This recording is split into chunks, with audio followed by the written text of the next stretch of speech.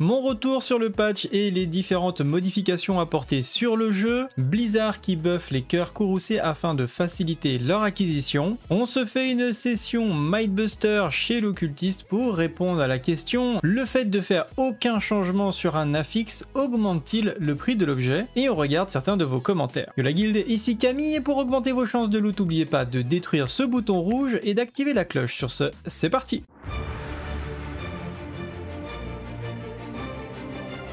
Pour commencer, mon feeling sur la sortie du patch 1.1.1, on a joué quand même 2 après-midi entiers quasiment. Et la première chose, en tout cas celle qui m'a vraiment le plus plu sur ce patch, c'est clairement l'augmentation de la densité. Ça fait une réelle différence dans le jeu. Le feeling des packs de monstres est vraiment très agréable. Alors effectivement, chez moi j'ai plus de drop d'IPS, j'arrive des fois à tomber entre 20 et 30 images par seconde, alors que quand il n'y a aucun monstre je suis à 100 images par seconde. Bon, encore une fois, c'est pas pour rien que je suis en train de changer mon poste, mais je pense que pour profiter vraiment sans aucun lag, et on va y revenir juste après parce qu'il y a quand même pas mal de petits soucis avec ce patch, même s'ils vont être corrigés je pense de jour en jour, forcément ça demande d'avoir une machine un peu plus performante. Mais en tout cas, si on se base sur le rendu en jeu, je trouve ça beaucoup plus agréable et ça ressemble beaucoup plus à ce qu'on attend d'un Hack and Slash, je pense, en 2023. Parce que bon, se balader dans un donjon et qu'il soit vide, ça va un moment, mais bon, c'est pas du tout amusant. Et là, franchement, on enchaîne les packs, c'est vraiment très satisfaisant. Pareil pour la Helltide, ça va très vite, on loot très rapidement les cendres. Je crois qu'ils ont corrigé d'ailleurs les bugs sur le coffre à 250. Là, pour le coup, si vous optimisez bien votre farming de la Helltide, vous pouvez en faire 4 comme c'était le cas avant le nerf. Donc c'est plutôt pas trop mal, et la Helltide, notamment en groupe, sera extrêmement intéressante pour farmer vos obols, les composants et les aspects légendaires. Ensuite, il y a un certain nombre de bugs qui ont vu leur apparition. Moi, ce qui m'a le plus marqué, c'est des freezes. Des fois, quand je clique sur un PNJ, j'ai un freeze de 10 secondes. Parfois, sur des téléportations, j'ai eu 2 décos, je crois, en 2 jours. Bon, c'est pas dramatique, ça arrive de temps en temps. Mais voilà, c'est vraiment des problèmes de stabilité. On espère qu'ils vont améliorer ça. Ensuite, Blizzard a annoncé tout simplement une augmentation des cœurs courroucés. Donc, c'est les cœurs noirs ou blancs, enfin, vous appelez comme vous voulez. Moi je trouve qu'ils sont plutôt noirs que blancs d'ailleurs, mais voilà, en tout cas ils ont augmenté le drop rate. Et pour vous donner une idée, parce que c'est vrai que c'était vraiment rare, et le taux en fait de faire apparaître un invocateur courroucé était de 3% et maintenant ça passe à 15%. Donc globalement on peut s'attendre à looter plus de cœurs courroucés tout simplement, ce qui va être plutôt pas mal, parce que quand on sait la puissance du cœur explosif ou accumulation explosive, je sais pas comment on pourrait l'appeler en français, le barbeur en anglais, c'est vrai que si vous ne l'avez pas et que vous le cherchez, que bah du coup ça peut être un peu frustrant, mais en tout cas ça sera plus facile de l'obtenir. Et ensuite vous avez été plusieurs à me dire que tout simplement le fait de ne pas choisir d'enchantement quand on roll des enchantements chez l'occultiste, enfin des enchantements, des affixes, vous avez compris, eh bien ça augmentait moins le prix. Et donc du coup j'ai fait le test, donc j'ai sacrifié pas mal de composants et quelques millions de gold pour vous, pour la science, comme ça au moins vous n'avez pas à le faire de votre côté et vous serez certain d'avoir la réponse. Donc du coup j'ai essayé avec 3 objets à peu près de la même valeur. J'ai un premier objet qui coûtait 31 000 gold, qui était à 770 e-level.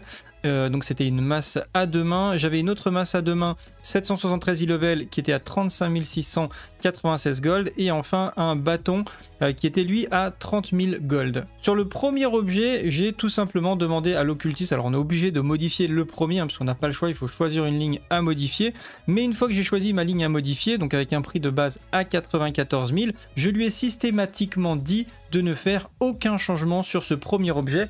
Et on voit donc la première modification, on a un gros bond au niveau du coût en or puisqu'on passe de 94 000 à 472 000, puis encore une fois aucun changement, puis on passe à 567 000, puis aucun changement, puis 661 000. Voilà, sur le dernier qui est ici. Ensuite, j'ai pris un objet équivalent, en tout cas c'est le même type d'objet, c'est une arme à 2 mains et c'est une masse également, avec un prix de base qui est légèrement supérieur, puisque là on est à 31 000 et là on est à 35 000 gold. Cette fois, eh bien, je lui ai demandé de faire un changement comme d'habitude sur une des lignes, puis systématiquement, j'ai choisi une ligne. Là, j'ai pris 50 à toutes les caractéristiques, puis après, je lui ai demandé 32 de dégâts de comp, puis après, on avait le prix, bon, l'image a été cassée ici, mais c'est pas grave, on avait le prix à 642 000, donc c'était sur le choix de continuer ou pas les modifications. Après, je lui ai demandé de modifier encore une fois 34 pardon, des dégâts crit. Et enfin, on a un prix final à 749 000 sur la dernière modification. Donc là, on peut se dire, oui, effectivement, là, j'ai pas fait de modification. Et là, on a quand même une différence de plus de 200 000. Donc ça a l'air effectivement d'être le cas. On a l'impression effectivement que quand on ne fait pas de choix, c'est moins cher au bout du compte que quand on fait un choix systématiquement.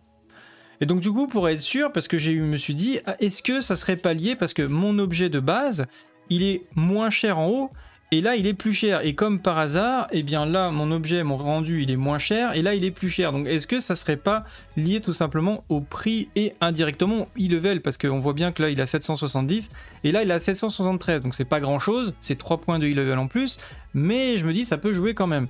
Donc du coup j'ai pris un objet avec un peu moins de e-level, 751, et qui coûtait 30 000 de base, et du coup je vais lui appliquer les mêmes modifications à celui qui était plus cher. Donc on va voir si logiquement ça augmente autant 200 000 comme on l'a vu à la fin sur le même type de modification. Celui-ci devrait être plus cher logiquement, et en fait on s'aperçoit que non, puisque là j'ai donc bien, on commence à 90 000, je fais une modification ici 84 à l'accablement, ensuite on passe à 452 000, 42 contre les dégâts, ensuite 543 000 ici sur l'enchantement au choix 5, au choix 6 j'ai choisi un coup de chance, et au choix 7 on est à 633 504 gold, soit moins cher que le deuxième et moins cher également que le premier, ce qui me laisse penser que tout simplement l'augmentation est plus liée au niveau d'objet que au fait de choisir ou pas une amélioration. Alors c'est peut-être possible qu'il y ait une légère corrélation, mais à ce moment-là elle est vraiment très subtile, comme vous pouvez le voir il n'y a pas une grosse différence, on n'est pas du simple au double par exemple. Donc voilà, encore une fois ça ne change rien. Et on enchaîne avec vos commentaires de Fedekind. Je ne sais pas pour vous, mais chez moi depuis le dernier patch les maps sont super longues à charger, j'ai des lags, des freezes de fou furieux qui peuvent aller jusqu'à 10-15 secondes, des déconnexions sur les retours en ville. Bref, le jeu n'est plus agréable à jouer, et cela vient des 2 derniers patchs, car je n'avais aucun souci avant. Je suis arrivé à un point où j'ai peur de charger des gros packs rogue, de crainte d'avoir des freezes et de me retrouver raid mort, ce qui m'arrive trop souvent. Heureusement, je joue pas en hardcore. Et là, on est clairement dans le syndrome de la bêta. Hein. Clairement, je pense que Blizzard utilise encore une fois la première saison et la pré-saison comme une grosse bêta afin de profiter des retours pour améliorer le jeu pour la saison 2. C'est malheureux, mais j'ai l'impression que c'est vraiment ça qui se passe. Et franchement, t'es pas le seul. Moi, c'est pareil. Comme je disais tout à l'heure, j'ai eu pas mal de problèmes de freeze, etc. Alors, je suis assez chanceux. J'en ai pas eu autant que toi, je pense.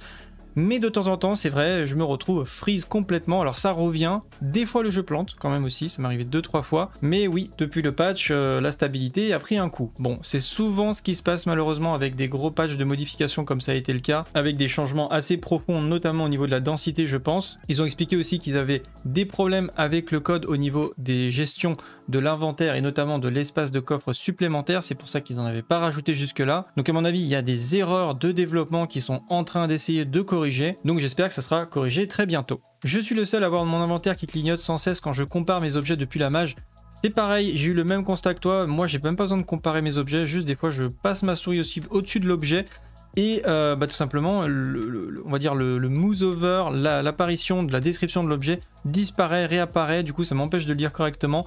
Oui, c'est un bug, j'espère que ça sera également corrigé, donc non, tu n'es pas le seul à l'avoir. Message de Roadkiller, j'ai l'impression que l'XP est boosté. Avant, le meilleur truc à faire c'était de jouer contre des ennemis qui avaient plus 3 niveaux et l'XP montait bien, et là en jouant contre des ennemis plus 6, l'XP monte hyper vite. Suis-je le seul à avoir cette impression? Et comme répond Chris le Faf, il dit avant il fallait tuer des mobs plus 3 levels pour avoir le bonus maximum d'XP, il a tout à fait raison. Maintenant c'est plus 10 levels au maximum, donc c'est à dire qu'en fait pour avoir exactement le même level, enfin le même bonus pardon, il faut aller taper des mobs qui sont du coup beaucoup plus hauts, et on se retrouve sur le bonus de l'époque. Maintenant comme ils ont augmenté la densité dans les donjons de cauchemar notamment, bah du coup ça, plus si tu vas chercher des mobs à plus 10 levels, effectivement tu gagnes beaucoup plus d'XP qu'avant, à peu près 50% d'XP en plus, puisque c'est à peu près l'augmentation qu'il y a eu dans les donjons de cauchemar. D'ailleurs ça serait bien qu'ils augmentent la densité ailleurs, je vois pas pourquoi ils le feraient que dans le donjon de cauchemar. Bref, que pensez-vous du patch en commentaire? Quels sont les points positifs et négatifs? Parce que moi personnellement il y a des choses que j'aime bien, et bah il y a des bugs en plus, donc j'aimerais bien que tous les bugs soient corrigés, et en plus qu'ils rajoutent des choses au niveau des fonctionnalités de qualité de vie, comme évidemment de l'emplacement, mais aussi des filtres. Vous avez toujours un giveaway de 50 € sur le Discord, je vous mettrai d'ailleurs le lien directement. Si vous n'avez pas envie d'aller sur le Discord, vous pouvez cliquer directement le lien, donc je mettrai en premier commentaire, c'est un clic, c'est 50 € et ça va partir dans quelques jours. C'est des clés CD donc sur le site Gameivo, c'est un code à récupérer, vous pouvez acheter le jeu que vous voulez, ça peut être une réduction pour Diablo, Baldur's Gate 3 ou un autre jeu qui arrivera bientôt. L'OP Star Trek suit son cours, vous êtes toujours aussi nombreux à participer, on va bientôt clôturer d'ailleurs les inscriptions puisqu'il y a une limite au nombre de personnes qui pourront participer au giveaway et soutenir par la même occasion la chaîne. On a 3 giveaways de confirmés actuellement puisque c'était proportionnel à votre participation. Le 4e, je ne sais pas si on va l'atteindre puisqu'il nous faudra 70 joueurs qui passent level 10. Actuellement, il en manque encore 40, mais il reste encore 3 jours et demi. Donc peut-être que ça va passer et on aura du coup un 4e giveaway en plus. Donc je rappelle, c'est des gift cards Amazon de 100 €. Et pour le palier 1, ça prend 5 minutes, ça prend à peu près 1 heure pour le palier 2 et pour le niveau 10, ça prend une dizaine d'heures pour les plus tryharders. Si vous voulez participer au giveaway, c'est simple, vous faites comme ceci sur le Discord, vous postez une petite screenshot qui fait apparaître du coup votre niveau et ainsi le déblocage du 2e vaisseau. Et si vous êtes niveau 10, c'est pareil, il faudra faire une screenshot au niveau 10. En plus de ça, eh bien, j'ai LDLC qui m'a contacté pour potentiellement faire un parrainage sur ce projet de changement de PC. On en parle probablement la semaine prochaine quand j'aurai plus de détails, mais en tout cas, ça risque d'être une très bonne nouvelle sur la machine qui nous attend. Voilà, sur ce, c'est tout pour aujourd'hui. Je vous remercie pour votre fidélité. On se retrouve dans la prochaine vidéo. Salut à tous, c'est le Guild. Ciao, bye!